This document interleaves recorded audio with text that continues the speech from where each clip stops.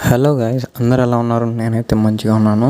మన వీడియోని చాలామంది చూస్తున్నారు కానీ సబ్స్క్రైబ్ అయితే ఎవరు చేయట్లేదు. ప్లీజ్ సబ్స్క్రైబ్ చేసుకుని పక్కనే ఉన్న బెల్ ఐకాన్ యాక్టివేట్ చేసుకోండి. అంతేకాకుండా వీడియోలోకి వెళ్ళబోయే ముందు ఒక లైక్ కూడా చేయండి. వీడియోకి అయితే అస్సలు లైక్స్ రావట్లేదు. ప్రతి ఒక్కరు లైక్ చేసి సబ్స్క్రైబ్ చేస్తారని అయితే ఆశిస్తూ వీడియోని ముందుకు నడుపుతున్నాను. 2024కి సంబంధించిన మన జగనన్న కొన్ని స్కీమ్స్ని అయితే అనౌన్స్ చేయడం అయితే జరిగింది. రైతులకు రుణమాఫీతో పాటు అంతేకాకుండా డ్వాక్రా రుణమాఫీ కూడా చేస్తామని అయితే మ్యానుఫ్యాక్చరింగ్లో రిలీజ్ చేయడం అయితే జరిగింది.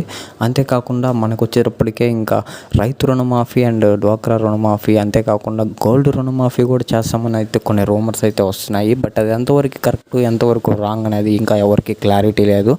సో జగన్మోహన్ రెడ్డి గారు ఎక్కడ ఈ యొక్క పర్టికులర్ దాని గురించి ఎక్కడ కూడా మెన్షన్ చేయలేదని అయితే నేను అనుకుంటున్నాను. ఒకవేళ మెన్షన్ చేస్తున్నట్లయితే నేను దాని తాలూకా అప్డేట్ మీరు మిస్ కాకుండా ఉండాలంటే వెంటనే మన ఛానల్ సబ్స్క్రైబ్ చేసుకుని పక్కన ఉన్న బెల్ ఐకాన్ యాక్టివేట్ చేసుకోవడం ద్వారా నేను ఎప్పుడైతే నాకు ఆ ఇన్ఫర్మేషన్ అందుతుందో ఆ ఇన్ఫర్మేషన్ వీడియో కూడా మీకు పోస్ట్ చేయడం జరుగుతుంది.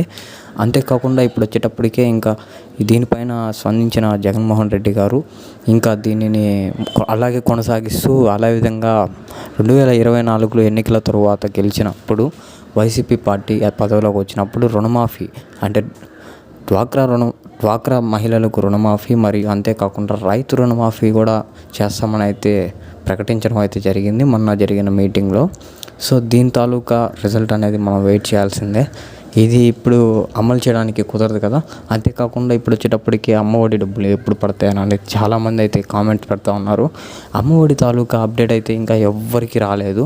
అంతేకాకుండా ఇప్పుడు వచ్చేటప్పటికే చాలామంది ఫేక్ ఛానల్స్ వాళ్ళు ఫేక్ ఇన్ఫర్మేషన్ ఇస్తున్నారు. సో అటువంటి ఛానల్స్ని బాగా ఎంకరేజ్ చేస్తుంది యూట్యూబ్ కూడా. అటువంటి వీడియోస్ని బాగా పుష్ చేయడం కూడా జరుగుతుంది. అంతేవిధంగా అటువంటి ఫేక్ ఛానల్స్ ఎవరైనా మీకు తగిలినట్లయితే ఆ ఇన్ఫర్మేషన్ కరెక్ట్ కాదు, కామెంట్ సెక్షన్లో అడగండి, కరెక్ట్ ఇన్ఫర్మేషన్ ఇవ్వమని. అప్పుడు వాళ్ళే ఇవ్వడం జరుగుతుంది. That's it guys.